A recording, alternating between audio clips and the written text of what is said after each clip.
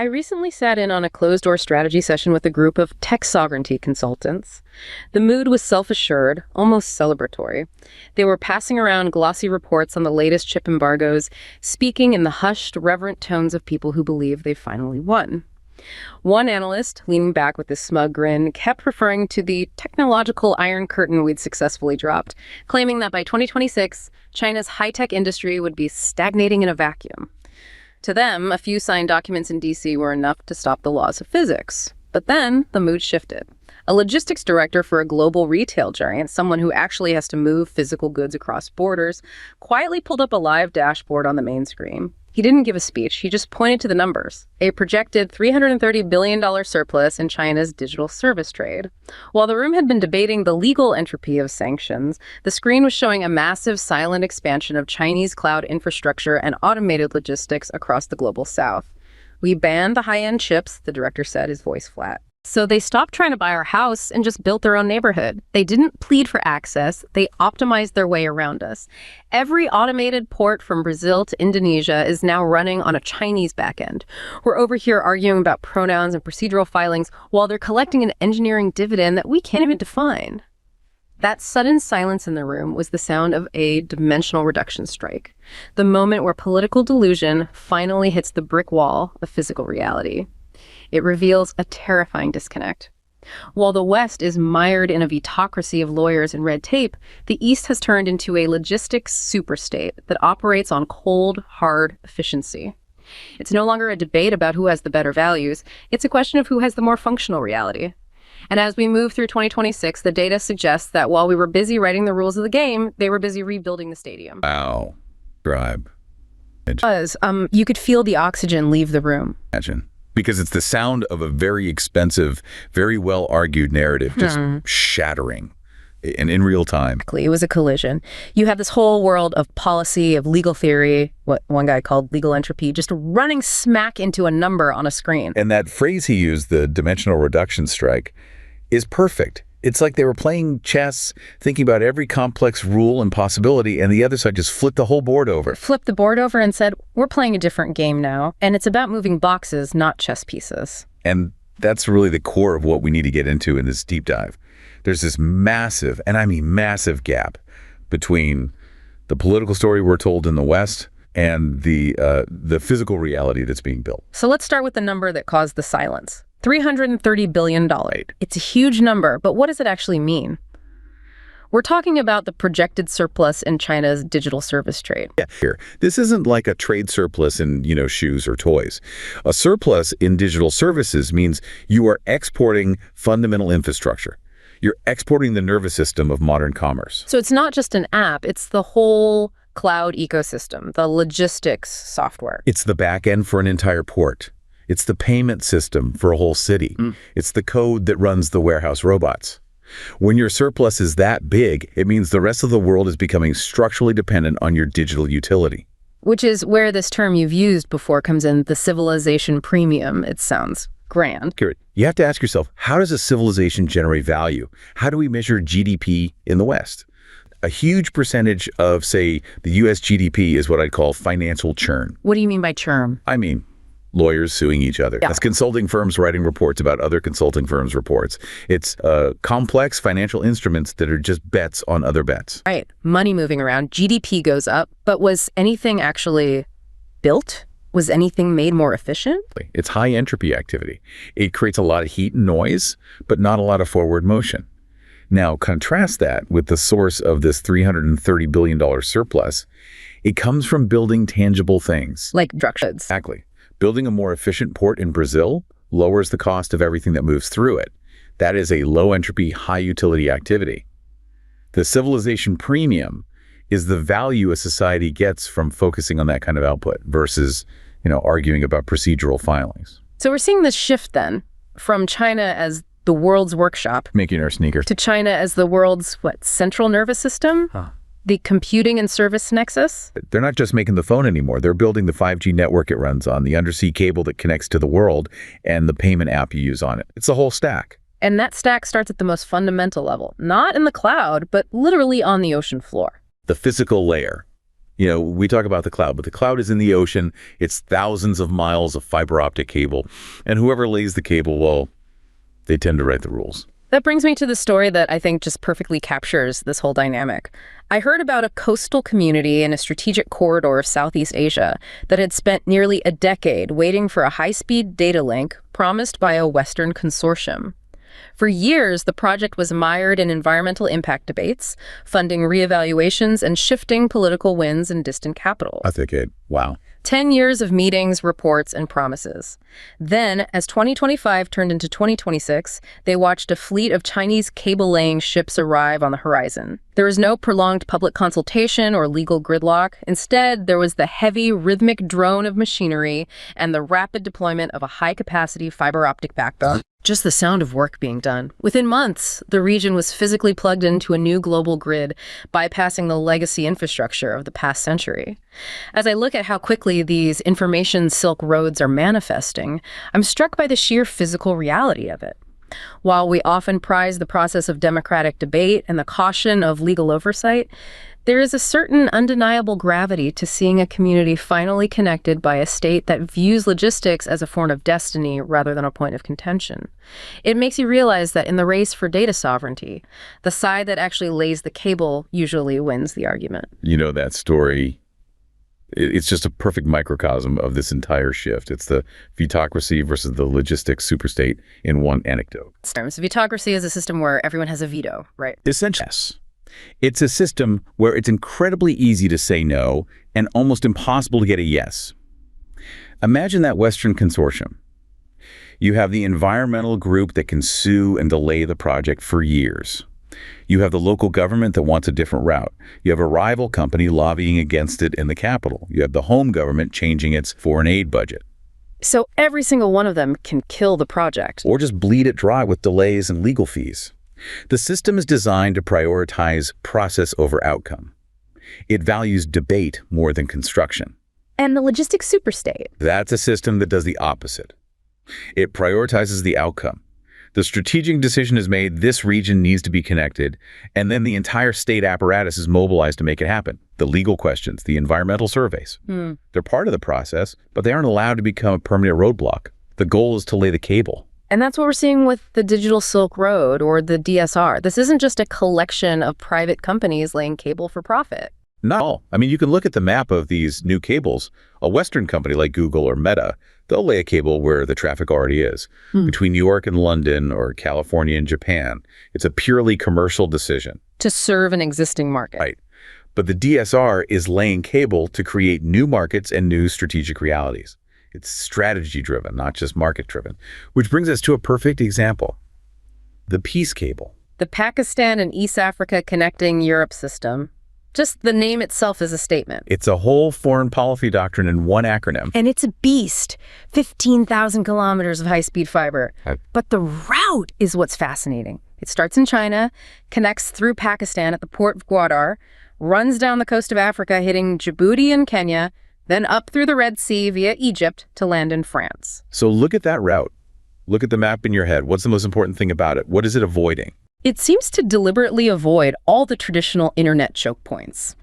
For decades, if you were sending data from, say, Asia to Europe, it would almost certainly pass through a hub that was, let's just say, very friendly to Western intelligence agencies. You're being diplomatic. Yeah. It would pass through a hub where the NSA had a tap. That's just a known fact of how the internet was built. The U.S. and its allies were there first, so they built the physical infrastructure around their own strategic interests. So the peace cable is, in effect, a sovereign data highway. It is a geopolitical bypass. It creates a route for data to flow from Beijing to Paris via Africa and the Middle East that never touches a U.S.-controlled switch. For the countries along that route, it means their data isn't automatically subject to American surveillance. And for China, it means their global communications are resilient. You can't just cut them off. You can't sanction the data flow if you don't own the pipe. That's data sovereignty in the 21st century. It's not a legal concept, it's a physical one. And this isn't just about geopolitics. There's a huge economic component. I saw a MITRE study that projected that for a country like Djibouti, just being a landing point for this cable could boost their GDP by $23 million a year. And you have to understand the scale here. For Djibouti's economy, $23 million is a massive stimulus. It's transformative.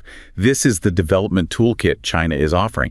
They aren't showing up with long lectures about institutional reform and a bunch of paperwork. They're showing up with a cable-laying ship. They're showing up and saying, we are going to physically plug your country into the high-speed global economy. The work starts Monday. That is an incredibly compelling offer. The company building this, HMN Tech, which used to be Huawei Marine, has built something like 90 of these systems globally. They're literally rewiring the planet. And it's creating a fundamental choice. The West offers a model of openness, an open internet. But in 2026, openness can also mean chaos, vulnerability to cyber attacks, and dependence on Western corporate whims. Right, and China offers what you call managed interdependence. Yeah. They say to Brazil or Indonesia, we will help you build a world-class, secure, stable digital infrastructure. It'll be fast and reliable, but it will run on our standards and our technology. And if you're a leader of a developing nation focused on stability and economic growth. Reliable sounds a lot better than open. Certainty is a very valuable currency. Okay, so the physical layer, the arteries of this new system, are being laid at an incredible speed. Yeah. But that's just the plumbing. You need something flowing through it. You need the heart that pumps the blood. And that's the silicon, the semiconductors. This is where it gets really interesting, because this was supposed to be the kill switch. This was the one area where the West had an undeniable absolute advantage. It was the choke point. The whole strategy of the technological Iron Curtain was based on one simple premise. China can't make advanced chips. They need our machines, specifically the EUV lithography machines from the Dutch company ASML. And we banned them. We told ASML they couldn't sell their best machines to China. The consensus in DC was game over.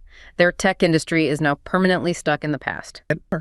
And Huawei is selling phones with 7-nanometer chips inside, chips that were not supposed to exist. This is where I want to bring in another perspective. From inside that supposed vacuum, I saw a profile online recently of a young thermal management specialist working in a high-tech cluster in Suzhou. She belongs to what many are calling the engineered dividend, a massive generation of talent operating under the singular pressure of Western export controls.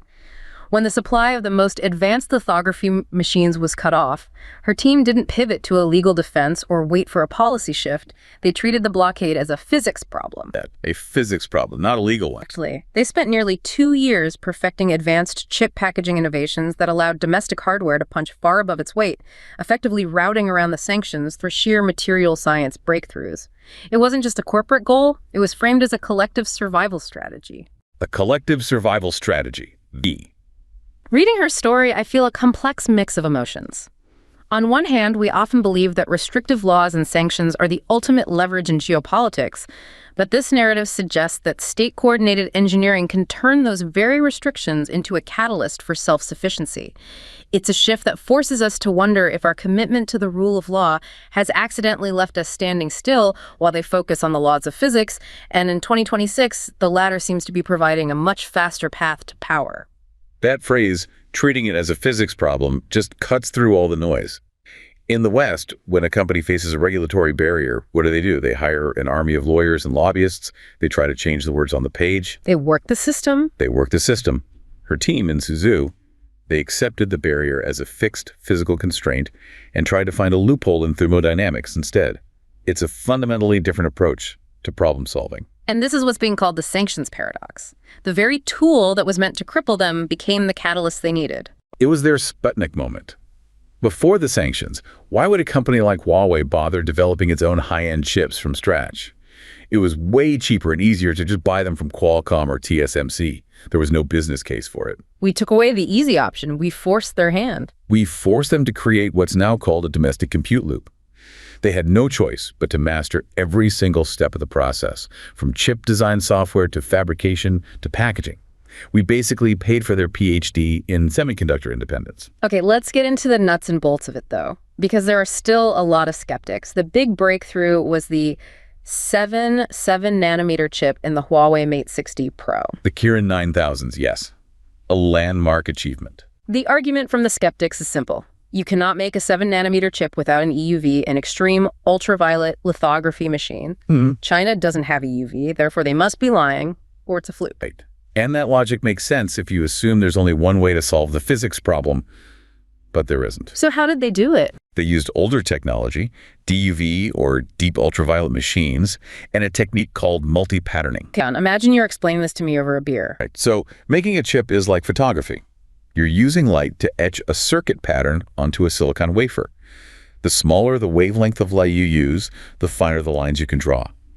EUV uses a very, very short wavelength of light, so it can draw these tiny 7-nanometer lines in one go. Like using a super fine-tipped pen. Exactly. No, China doesn't have that pen. They have an older pen, a DUV machine, which has a fatter tip. The light wavelength is longer, so you can't just draw the 7-nanometer line directly. You're stuck. But with multi-patterning, what they do is they use that fatter pen to draw multiple overlapping thicker patterns. They might expose the wafer to the light 3 or 4 times with slight shifts in the pattern each time. And the combination of these overlapping patterns creates the ultrafine feature they need. So you're building the fine line out of the empty spaces between several thicker lines. It's an incredibly complex workaround. It's more expensive, it takes much longer, and the risk of an error is way higher. If one of your 4 exposures is misaligned by a fraction of a nanometer, the whole chip is garbage. Which leads to a question of yield rates. The initial Western analysis was, okay, maybe they can make a chip this way, but their yield will be like 5 or 10%. It'll be a science project, not a commercial product. And that was a reasonable assumption based on how a Western company, focused on quarterly profits, would approach it. But SANC isn't just a normal company. It's a national champion with the full backing of the state. And they have the engineer dividend. They have the engineer dividend. Yeah. They could afford to throw thousands of their brightest minds at this one problem. How do we get the yield rate up? They optimize every single variable.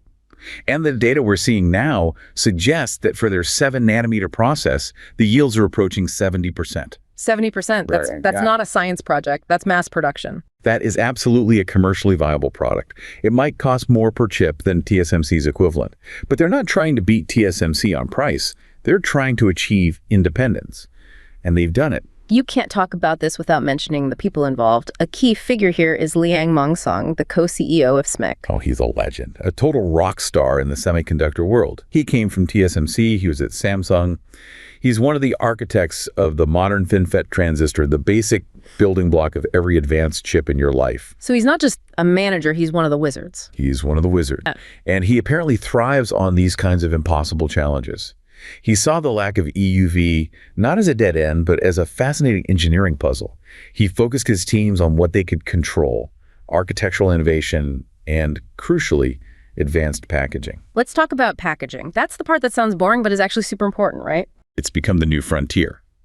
The idea is, if you can't shrink the transistors on a single chip anymore, or it's too expensive to do, what if you take multiple older, cheaper chips and package them together so tightly and cleverly that they act like one single super powerful chip? So you're building a skyscraper instead of a sprawling mansion. Analogy. You stack the chips in 3D, connect them with high-speed interconnects. It's all about material science and clever architecture.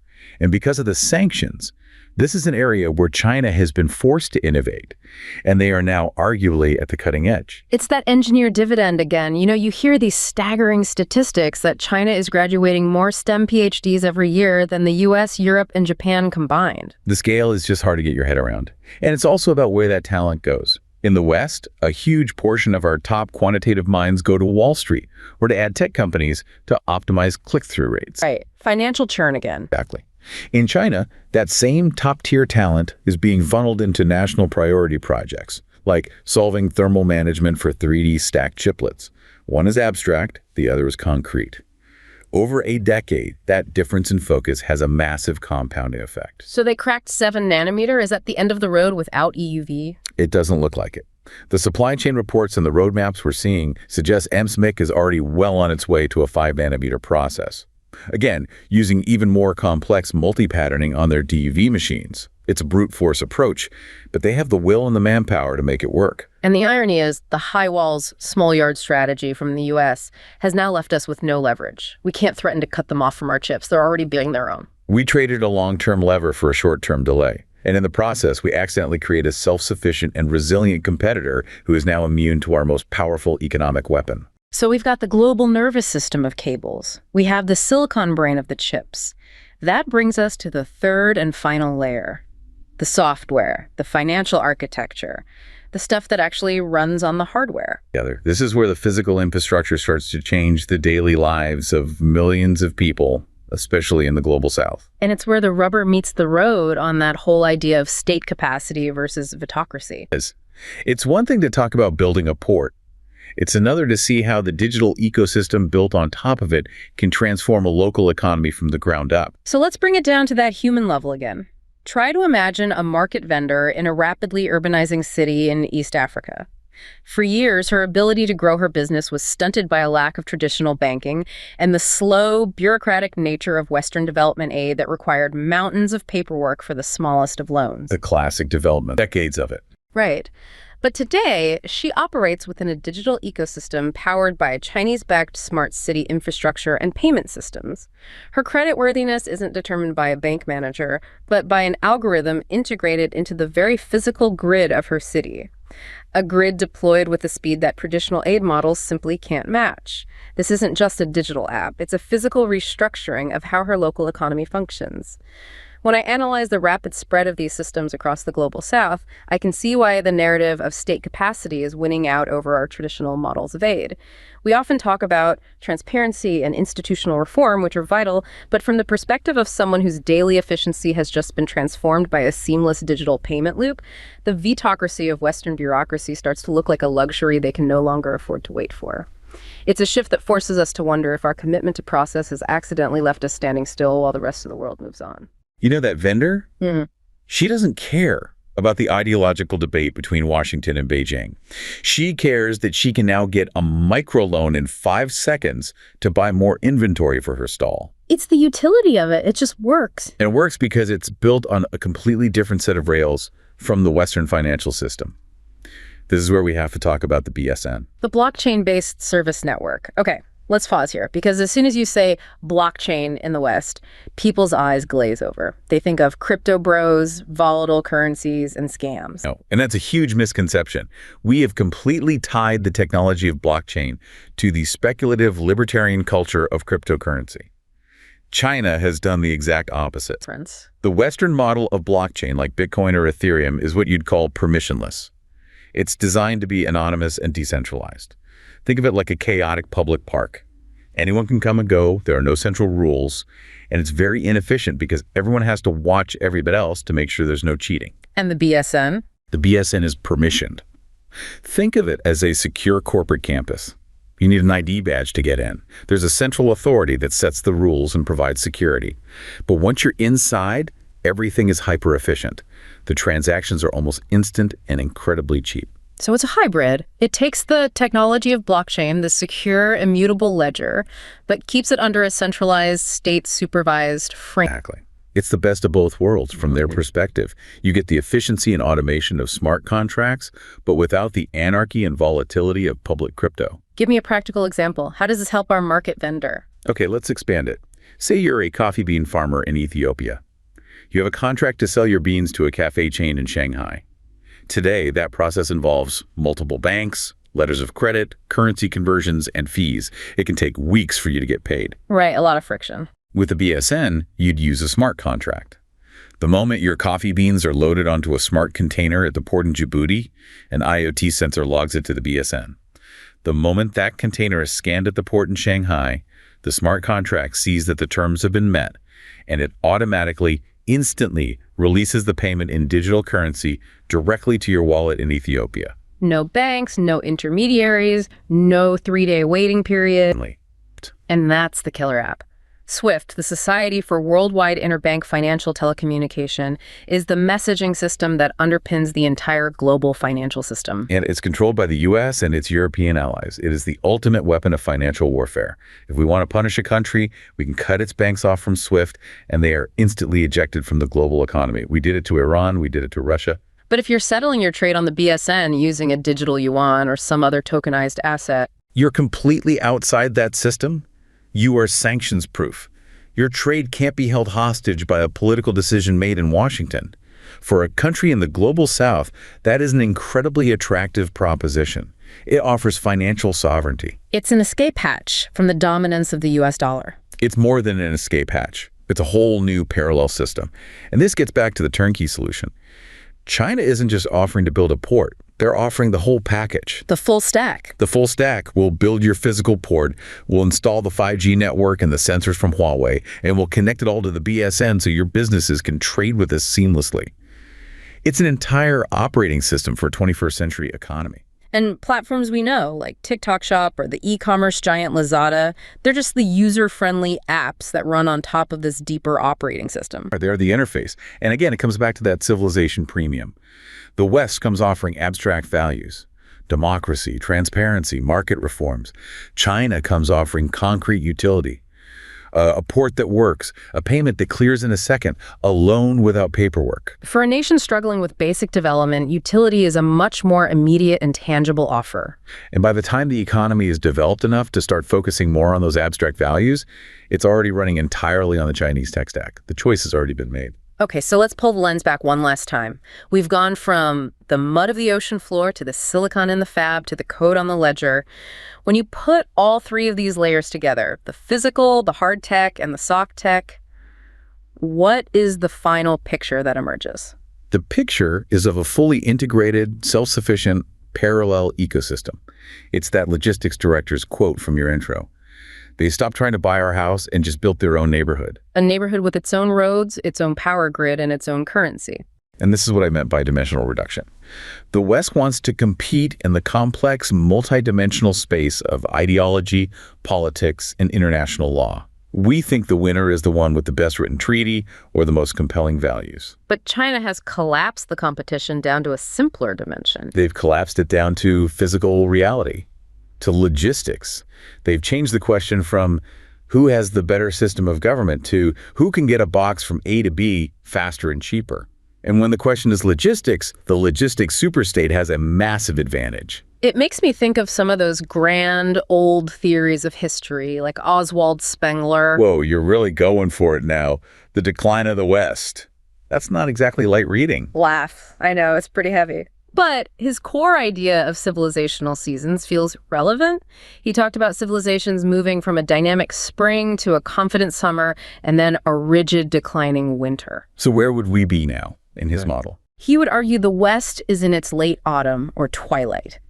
We've become obsessed with process, with procedure, with rules. We've become a vetocracy. We are fundamentally defensive, building walls, sanctions, tariffs, regulations to protect what we have. And the East is in its noon, it's high summer, it's expansive, it's confident, it's focused on building things, roads, ports, cables. It's looking outward, not inward. You know, whether you buy into the whole theory or not, the metaphor is powerful. Declining powers historically do get bogged down in complexity and internal arguments because they've lost the raw energy to just build. Rising powers are defined by that energy. A move fast and break things mentality, but applied to global infrastructure. And they are building a new normal. We spent a decade debating if China would catch up, and we completely missed that they were busy building a different system altogether. They didn't win our race. They just started a new one on a track they built themselves. A track that runs on 7-nanometer chips that weren't supposed to exist, over fiber optic cables that bypass our control, settling transactions on a financial network we can't see. When you think about that room full of consultants from the beginning, silence. I don't think it was just shock. I think on some level, it was a moment of recognition. Recognition of what, you think? That the game has fundamentally changed. The world isn't unipolar anymore. It's not even really multipolar in the old sense of competing nation states. It's becoming multi-stack. Multi-stack. Explain. You have the Western stack. It runs on the US dollar, communicates via SWIFT, is secured by the US Navy, and innovates out of Silicon Valley. That's been the default operating system for the world for 70 years. And now there's an alternative. Now there is a fully operational Eastern stack. It can run on the renminbi, communicate via the BSN, connects through the digital Silk Road, and innovates out of Shenzhen. And every other country in the world is now a customer, and they have a choice. Which OS do they want to run? And for much of the world, the Eastern stack is promising to be faster, cheaper, and comes with fewer lectures. That is a value proposition that's very hard to compete with today, from the physical cables to the abstract code. And the through line is clear. This civilization premium isn't just a theory, it's a measurable reality. You can count it in that $330 billion surplus, but you can feel it in the speed of a port in Brazil or the ease of a payment in Kenya. It's just the new reality itself. As we watch the data flow through these new arteries of the global economy, it becomes clear that the era of debating tech sovereignty in conference rooms is over. The reality is being written in code and concrete. The final thought to leave you with is this. In a world where one side is building walls of legislation and the other is laying cables of connectivity, history suggests that the future doesn't belong to the one who writes the best rules, but to the one who builds the most roads. The map has already changed, we're just learning how to read it.